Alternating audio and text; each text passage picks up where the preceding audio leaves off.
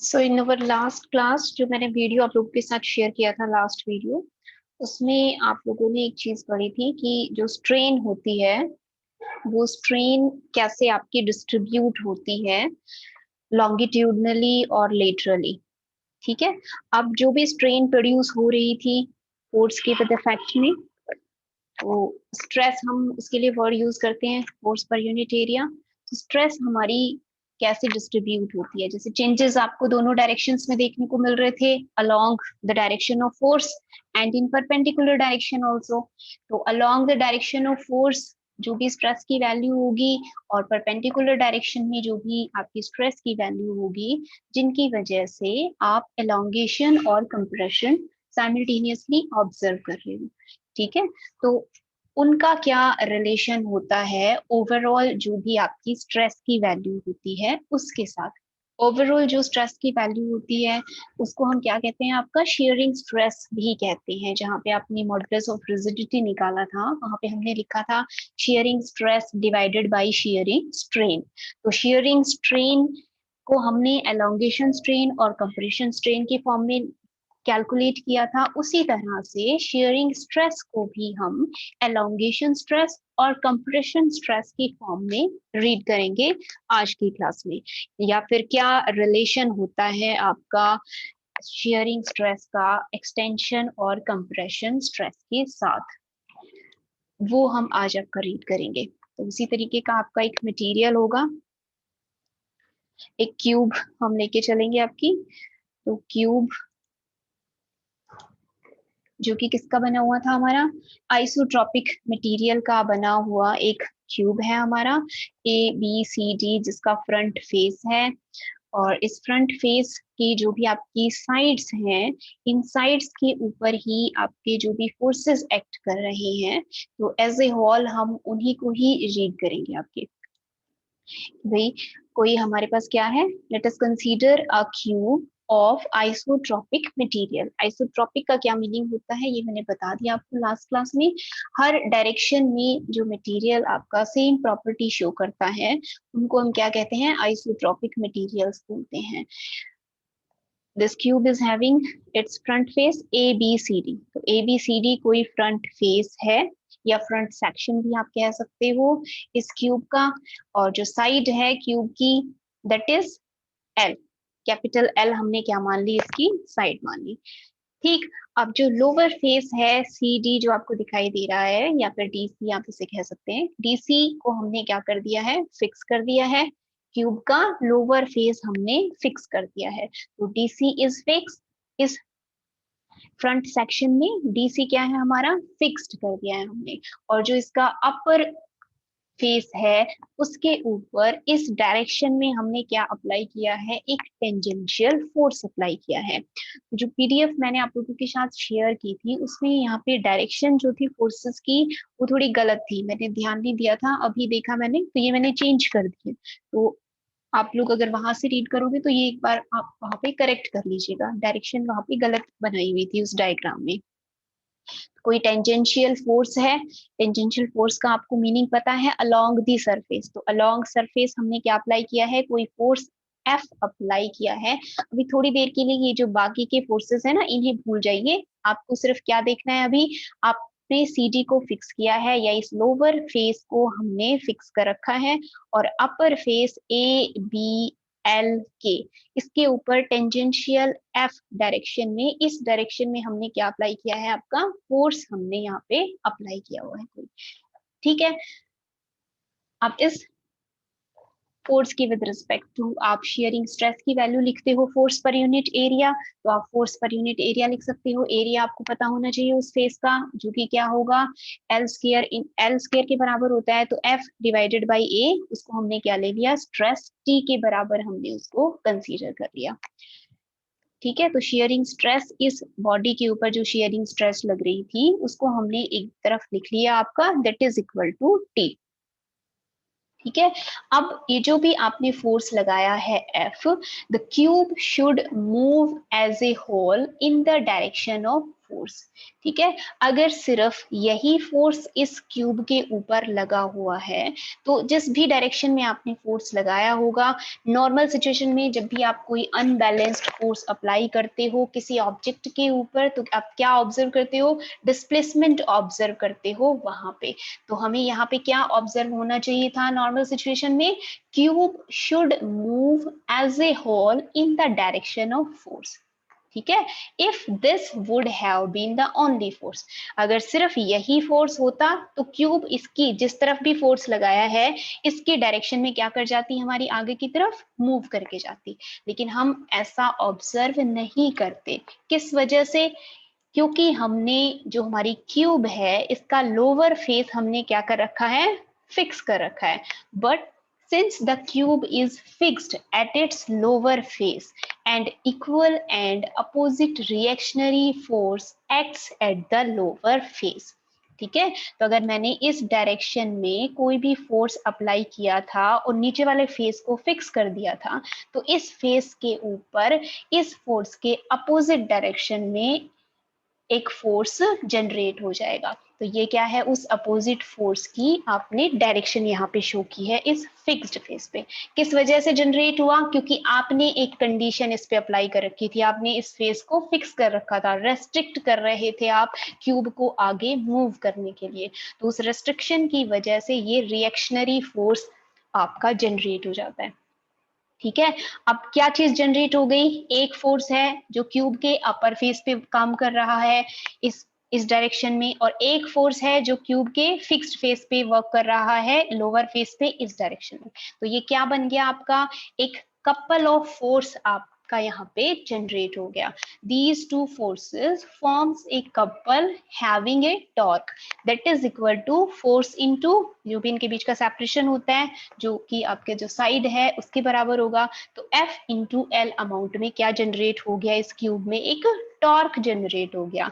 जब भी टॉर्क आप रीड करते हो तो आप क्या कहते हो, टॉर्क किसके लिए रिस्पॉन्सिबल होता है, रोटेशन के लिए रिस्पॉन्सिबल होता है। तो ये जो टॉर्क जनरेट हुआ इस फिक्स्ड फेस में और इसके जस्ट अपोजिट फेस में, वो उसका काम क्या होना चाहिए था, आपको जिस भी डायरेक्शन में ये इधर जा रहा है और ये इधर जा रहा है तो इस टॉर्क के इफेक्ट में, इस कपल ऑफ फोर्स के इफेक्ट में क्यूब को क्या कर जाना चाहिए, रोटेट कर जाना चाहिए क्लॉकवाइज डायरेक्शन में।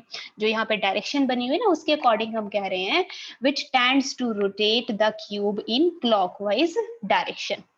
ठीक है, लेकिन हमने जो सिचुएशन पढ़ी उसमें हम कह रहे थे कि स्लाइटली शेयर हो जाती है आपकी बॉडी या ऑब्जेक्ट, इसके अंदर वो अपनी पोजीशन फिक्स्ड पोजीशन की वजह से लोअर फेस के विद रिस्पेक्ट में अपर फेस क्या हो जाता है, स्लाइटली शेयर उसके अंदर प्रोड्यूस हो जाता है, शिफ्ट हो जाता है स्लाइटली।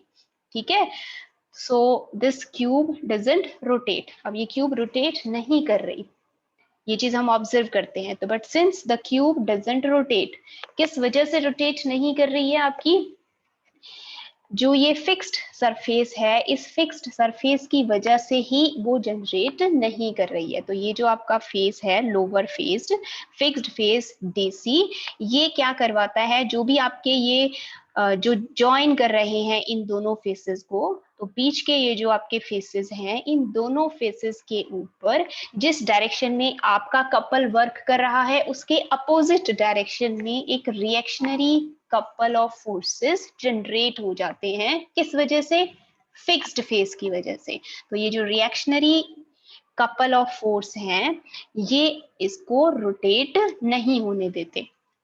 अगर आप लोअर फेस को फिक्स नहीं करते तो आप इसमें क्या ऑब्जर्व करते, स्लाइट मूवमेंट ऑब्जर्व करते फोर्स की डायरेक्शन में।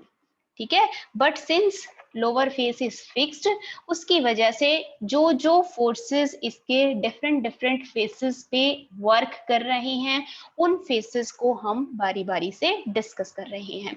सबसे पहले आपने कहा मैंने इस फेस पे यहाँ इस डायरेक्शन में फोर्स लगाया है तो इसको आगे जाना चाहिए था लेकिन नहीं जा रहा, इसका मतलब क्या हो गया कि फिक्स्ड फेस एक रिएक्शनरी फोर्स उसके ऊपर जनरेट हो गया है। अब आपने देखा दो इक्वल और अपोजिट फोर्सेस जनरेट हो गए, आप ये कहोगे कि भाई इक्वल और अपोजिट फोर्सेस फिर क्या बना रहे हैं, एक कपल ऑफ फोर्स बना रहे हैं, इसके इफेक्ट में इसे रोटेट कर जाना चाहिए था क्लॉकवाइज डायरेक्शन में। लेकिन हम इस तरह का रोटेशन ऑब्जर्व नहीं करते। इसका मतलब क्या है कि जो फिक्स्ड फेस था, इसने ये जो फ्री फेसेस थे जो कि इन दोनों को ज्वाइन कर रहे थे, इन पे एक अपोजिट डायरेक्शन में रिएक्शनरी कपल जनरेट कर दिया। तो ये जो आपके फोर्सेस हैं कैपिटल एफ एंड एफ, ये आपके कहाँ से जनरेट हुए हैं? फिक्स फोर्स के इफेक्ट में जनरेट हुए हैं। और किसके अपोजिट? इस कपल ऑफ फोर्स के अपोजिट।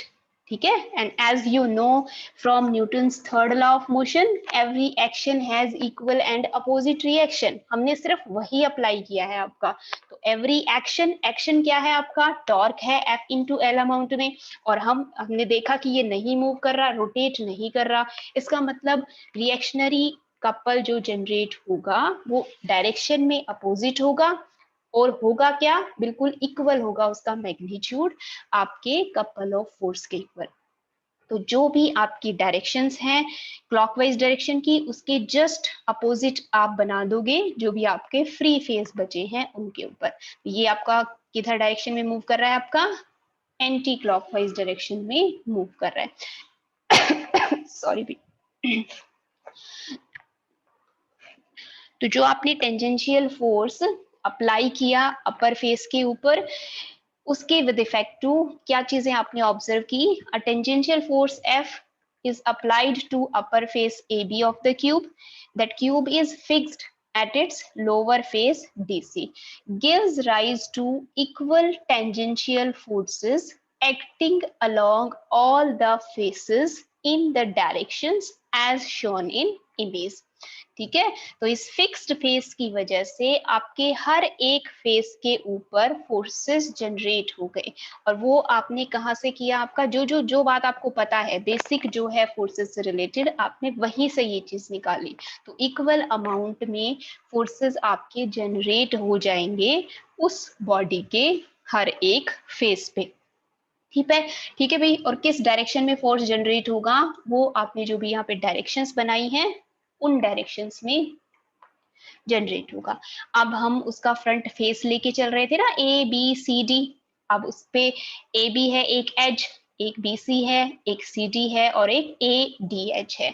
इन एजेस के ऊपर आपके अभी अभी आपने जो फोर्सेस पढ़े, ए बी पे आपने एस डायरेक्शन में फोर्स अप्लाई किया था, यहाँ पे बैकवर्ड डायरेक्शन में फोर्स जनरेट हो गया था। सी डी पे ये अगर इससे मूव करवाना चाह रहा है इसको, क्यूब को, तो आपका अपोजिट कैसे जनरेट होगा?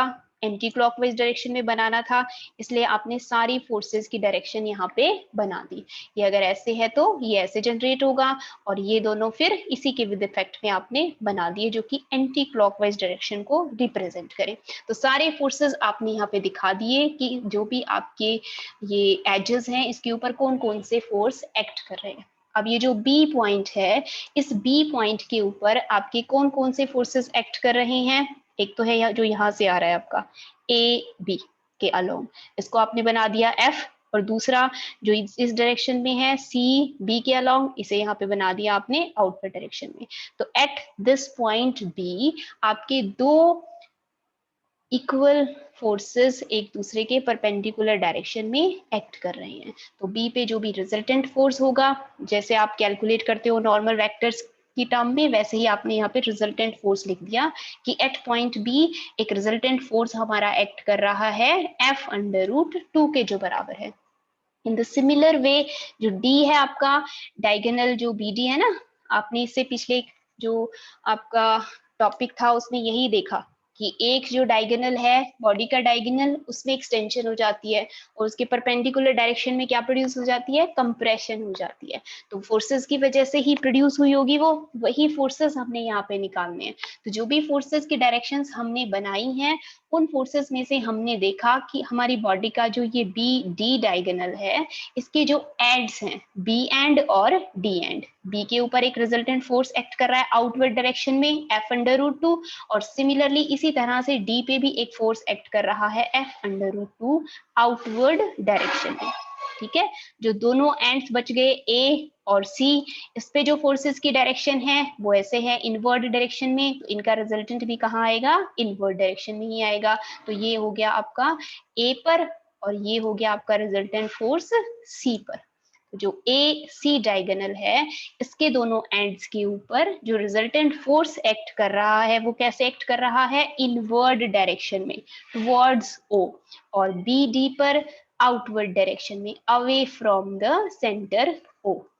ठीक, अब इन रिजल्टेंट फोर्स के एक्शन में आप क्या देखोगे कि ये बी डी डायगोनल को आउटवर्ड डायरेक्शन में पुल करेंगे, उसकी वजह से उसके अंदर आप एक्सटेंशन ऑब्जर्व करोगे, और एसी डायगोनल पे इनवर्ड डायरेक्शन में फोर्स लग रहा है, तो उसी इनवर्ड फोर्स के विद रिस्पेक्ट टू आप कंप्रेशन ऑब्जर्व करते हो इस एसी डायगोनल में। ठीक है, तो जो भी फोर्सेस आपने लिखे थे उन फोर्सेस के विद रिस्पेक्ट टू सबसे पहले आपने रिजल्टेंट फोर्सेस लिखे इस फेस के हर एक एंड पे, तो ए बी सी डी इसके एंड्स हैं, तो रिजल्टेंट फोर्सेस आपने लिख दिए बी पॉइंट पे और डी पॉइंट पे, that is F under root 2, और इसी तरह से आपने दूसरे एंड्स पर भी लिख दिए हैं, उन एंड्स के ऊपर भी आपके जो रिजल्टेंट फोर्सेस हैं उसका भी मैग्नीट्यूड किसके बराबर आया है, एफ अंडर रूट 2 के बराबर आया है। तो आई होप ये आपको समझ में आ गया होगा, सिर्फ आपकी जो भी डायरेक्शंस बने हुए थे उसकी हेल्प से आपने रिजल्टेंट फोर्सेस की वैल्यूज यहाँ पे कैलकुलेट की हैं। तो an outward pull acts on the diagonal BD of the cube at point B and D that results in extension in diagonal BD, and similarly an inward pull acts on the diagonal AC at A and C, thereby bringing that diagonal into compression। ये जो भी resultant forces हैं, इन resultant forces की वजह से B D diagonal क्या हो जाएगा, आउटवर्ड डायरेक्शन में एक्सटेंड हो जाएगा, और ए सी डायगोनल इनवर्ड डायरेक्शन में कंप्रेस हो जाएगा।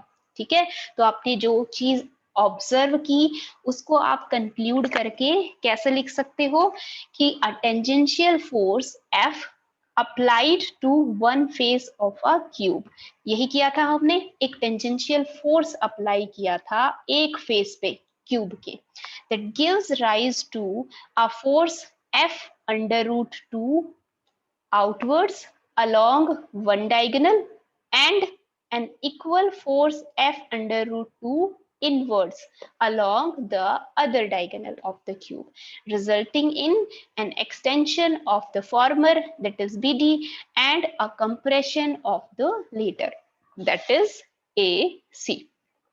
ठीक है, तो उस टेंजेंशियल फोर्स ने एक डायगोनल में एक्सटेंशन प्रोड्यूस कर दी और दूसरे के अंदर क्या प्रोड्यूस कर दी, कंप्रेशन प्रोड्यूस कर दी। ठीक है, अब आपको इनकी वैल्यूज लिखनी है मैथमेटिकली, क्योंकि आपको पता है टी क्या है, आपका स्ट्रेस है, शेयरिंग स्ट्रेस, और वो शेयरिंग स्ट्रेस ये आपका जो भी रिजल्टेंट फोर्स है F under root 2 and F under root 2 इनके साथ कैसे रिलेट कर रही है। तो आप स्ट्रेस कैसे निकालते हो, फोर्स पर यूनिट एरिया करके आप निकालते हो। तो यहाँ पे ये जो आपका फोर्स है बी पॉइंट पे एफ अंडर रूट 2, ये आपको दिखाई दे रहा है, अगर आप इसको यहाँ ओ तक एक्सटेंड करो तो ये क्या है, एसी के परपेंडिकुलर है, और दूसरा यहाँ से आपको दिखाई दे रहा है कि ये क्या है, इस एसी के परपेंडिकुलर है। और इनवर्ड फोर्स देखो तो वो इनवर्ड फोर्स आपका बी डी डायगोनल के परपेंडिकुलर है। ठीक है, आपको फोर्स पर यूनिट एरिया लिखना होता है, normal force per unit area. तो नॉर्मल फोर्स कैलकुलेट करने के लिए ही हमने सिंपली क्या किया है आपका, कि ये जो क्यूब है हमारी, इस क्यूब को हम दो इक्वल हाफ्स में डिवाइड कर देते हैं।